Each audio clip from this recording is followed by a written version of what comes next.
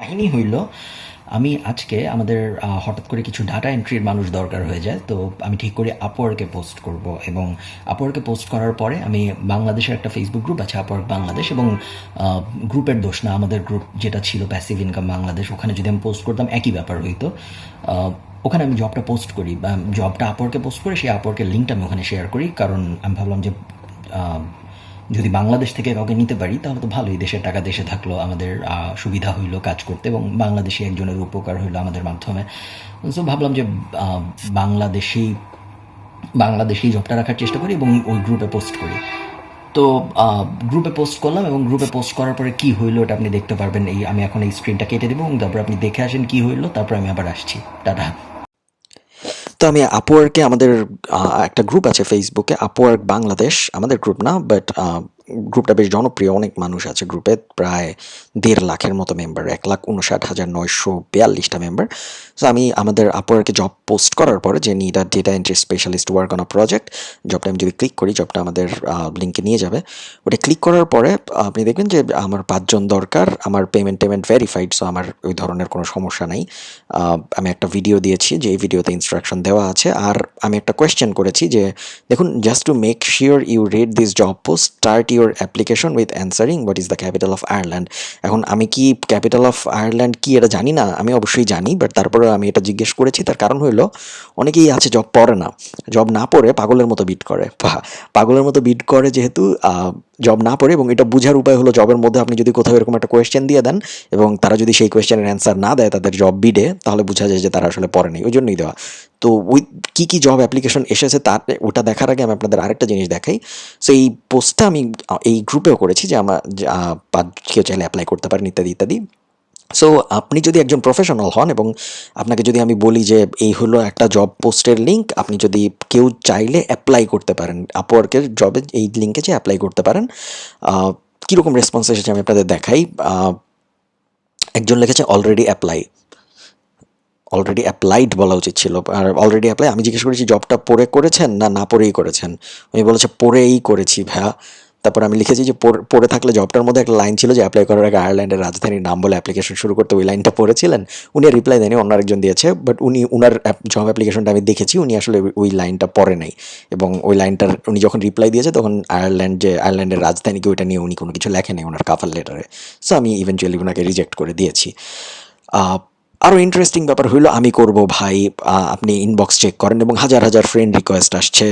অনেকে লিখছে ইন্টারেস্টেড, আমি এবার রিপ্লাই দিয়েছি যে আপনি ইন্টারেস্টেড হলে আমি কি করবো, আপনি ইন্টারেস্টেড হলে আপনি অ্যাপ্লাই করবেন।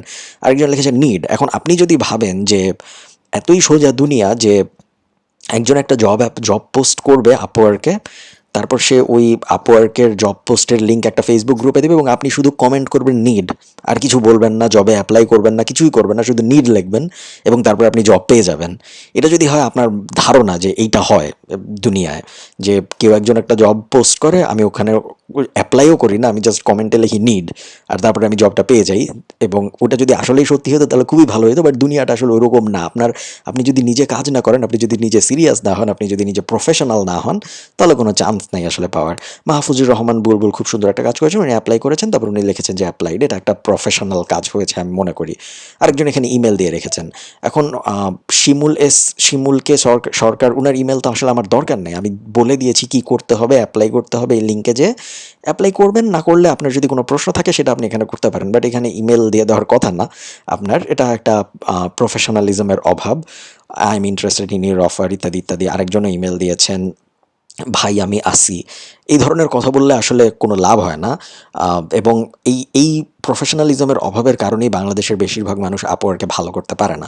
স্যার আপনাদের এখন দেখাই কীরকম জবের রেসপন্স এসেছে, আমি আপনাদের একটু দেখাই। Need a data entry specialist to work on a project,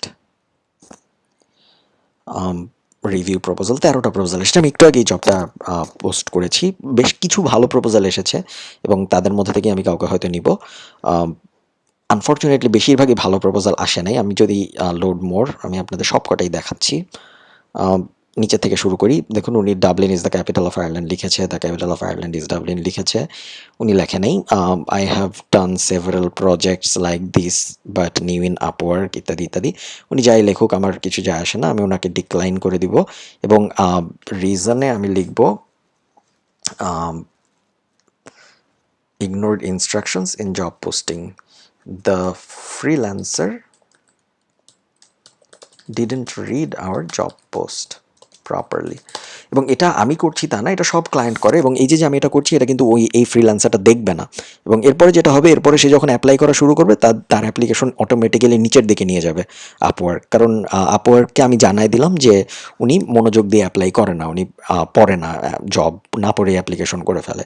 এই যে আরেকজন বেশ $10 ওনার আওয়ারলি রেট, 22টা জব কমপ্লিট করেছে, জব সাকসেস রেট অত ভালো না, কিন্তু মনোযোগ দিয়ে জব পড়েন নেই, তাই না? দুঃখজনক ব্যাপার। সো আমি ওনাকেও ডিক্লাইন করে দিচ্ছি। ডিক্লাইন করে আমার লাগে ignore instructions in job posting, decline.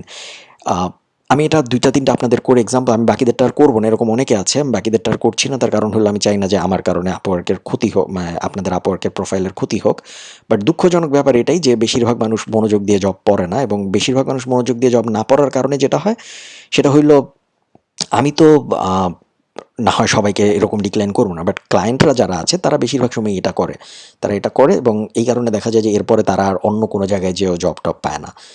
So এই ব্যাপারটা আমি আপনাদের দেখাতে চেয়েছিলাম কুইকলি। চলেন আবার আমার চেহারায় ফেরত যাই। টাটা। সো এই ছিল হইলো আমাদের কাহিনী। আপনারা দেখতে পারলেন যে বেশিরভাগ মানুষই মনোযোগ দিয়ে বিট করে না, এবং এই ব্যাপারটা আমরা আগেও কথা বলেছি, এই চ্যানেলেই কথা বলেছি যে প্রফেশনাল না হলে যে আপওয়ার্কে কাজ পাওয়া কঠিন, বা প্রফেশনাল না হলে যে কোনো জায়গায়, শুধু আপওয়ার্কে না, আপনার নর্মাল ক্যারিয়ারেও কাজ পাওয়া কঠিন, বা যে কোনো জায়গায় ভালো করা কঠিন। এবং দুঃখজনক হইলেও সত্য, বা আমাদের বেশিরভাগ মানুষেরই প্রফেশনালিজমের অভাব, এবং তারপরেও তারা বলবে যে না দেখেন আমি কাজ পাই না, দেখেন আমি অনলাইনে ভালো কিছু করতে পারছি না, বা দেখেন দেশের জব মার্কেটের অবস্থা খারাপ। নিজের যে দোষ হয় এটা অনেকেই দেখতে চায় না, বাট ইভেনচুয়ালি আসলে আপনাদের নিজেদের, আমি বলবো না যে দেশের জব মার্কেটের অবস্থা খারাপ না, আমি বলবো না যে আপওয়ার্কে সবাই প্রফেশনাল হইলেই কাজ পেয়ে যাবে, আমি বলবো না যে, বেসিক্যালি যেটা আমি বোঝাতে চাচ্ছি যে এই জন্য এই পুরো ভিডিও, সেটার কারণ হলো আপনি যদি একটু প্রফেশনাল হন, আপনি যদি একটু সিরিয়াস হন কাজকর্মের ব্যাপারে, আপনি যদি হুজুগে না পড়ে অ্যাকচুয়ালি কোনো কিছু শিখে কাজ করতে চান, তাহলে আপনি খুব সহজেই কাজ পাবেন।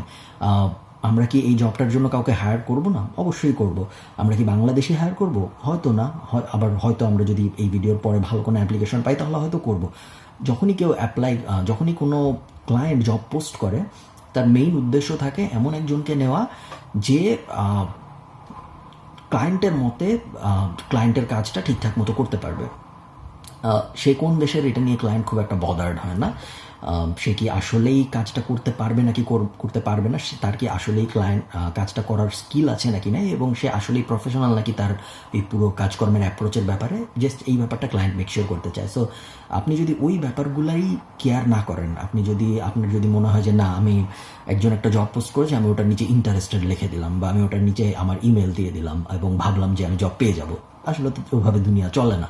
আপনার প্রত্যেকটা কাজের একটা প্রপার সিস্টেম আছে। যেহেতু আমি আপওয়ার্কে লিঙ্ক দিয়েছিলাম, আপনার উচিত ছিল আপওয়ার্কে যে সুন্দরভাবে জব ডেসক্রিপশন পুরোটা পড়ে তারপরে অ্যাপ্লাই করা। এবং যদি আপনি তা না করেন, আপনি যে শুধু এই জবটা পাচ্ছেন না তা না, এবং এর সাথে আপনার ফিউচার আপওয়ার্কের ক্যারিয়ারও খারাপ হয়ে যাচ্ছে। কারণ আমিও কিছু আপনাদের দিয়ে দেখালাম, বাট ক্লায়েন্টরা সবসময় বলে যে এই ফ্রিল্যান্সার জব ঠিক মতো পড়ে নেই, এবং আপওয়ার্কের অ্যালগোরিদম পুরো ব্যাপারটা দেখে, এবং যখন আপওয়ার্কের অ্যালগোরিদম পুরো ব্যাপারটা দেখে যে এই ফ্রিল্যান্সার ঠিক মতো জব পড়ে না, তখন ওই ফ্রিল্যান্সারকে জব দেখানো আপওয়ার্ক কমায় দেয়, এবং ওই ফ্রিল্যান্সারকে সাজেস্ট করা আপওয়ার্ক কমায় দেয়, এবং ইভেনচুয়ালি দেখা যায় আপনার অনলাইনের ক্যারিয়ারই শেষ হয়ে যায় ওই দিক দিয়ে, ফ্রিল্যান্সার হিসেবে যদি আপনি অনলাইনের ক্যারিয়ার দাঁড় করাতে চান।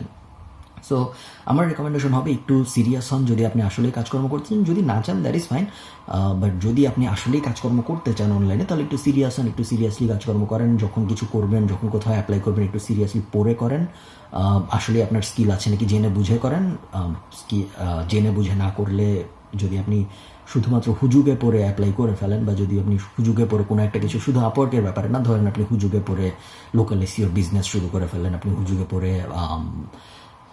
অ্যাফিলিয়েট মার্কেটিং শুরু করে ফেললেন, যেটাই করেন, যখন আপনি অন্য আরেকজনকে দেখে হুজুগে শুরু করে দেন, তখন ইভেনচুয়ালি ওইটার রেজাল্ট ভালো হয় না। ঠিক মতো নিজে সিরিয়াস হয়ে, নিজে প্রফেশনাল হয়ে যদি আপনি কাজ করেন, তখন দেখা যায় ওইটার রেজাল্ট বেশিরভাগ সময় ভালো হয়।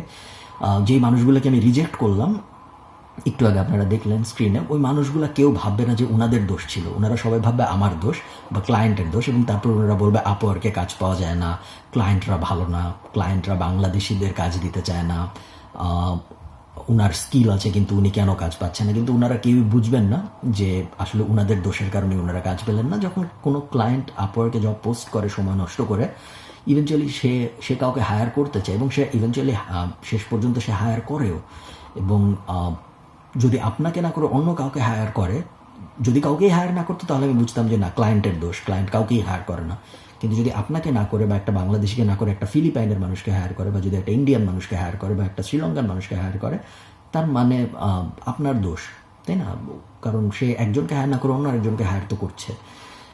এর আগে এই ইউটিউব চ্যানেলে আমি বলেছিলাম যে আমরা একটা এসইওর কন্টেস্ট করি, আমি আপনাকে কিওয়ার্ড দিব, আপনার র্যাঙ্ক করে দেখাইতে হবে এবং র্যাঙ্ক করতে পারলে আপনাকে আমি একটা $2000 চাকরি দিব।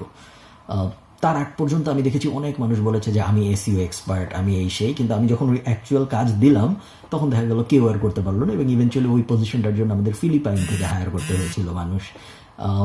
এই ভিডিওটা করার উদ্দেশ্য হইল যারা ফ্রিল্যান্সার বা যারা ফ্রিল্যান্সার হইতে চান সামনে, তারা একটু সিরিয়াস থাকবেন আপনার প্রফেশনের ব্যাপারে, একটু যত্ন করে কাজ করবেন এবং একটু বোঝার চেষ্টা করবেন ক্লায়েন্টের দৃষ্টিকোণ থেকে যে ক্লায়েন্ট আসলে কী চাচ্ছে, কেন জব পোস্টটা পড়া জরুরি, কেন ক্লায়েন্ট জব পোস্টের ভিতরে সব লিখে দেয়। ক্লায়েন্ট যেহেতু কষ্ট করে লেখে, তার মানে ক্লায়েন্ট এক্সপেক্ট করে আপনি পড়বেন, এবং যখন আপনি পড়েন না, ওই ফ্রিল্যান্সারের উপর থেকে ইমিডিয়েটলি ক্লায়েন্টের রেসপেক্ট চলে যায়, এবং যখন রেসপেক্ট চলে যায় তখন ওই ফ্রিল্যান্সার আসলে আর কাজটা পায় না, সে যত স্কিলডই হোক। সো ধন্যবাদ সবাইকে এই ভিডিও দেখার জন্য। ভালো থাকেন সবাই, সবার সাথে আমার কথা হবে অন্য আরেকটা ভিডিওতে। টাটা।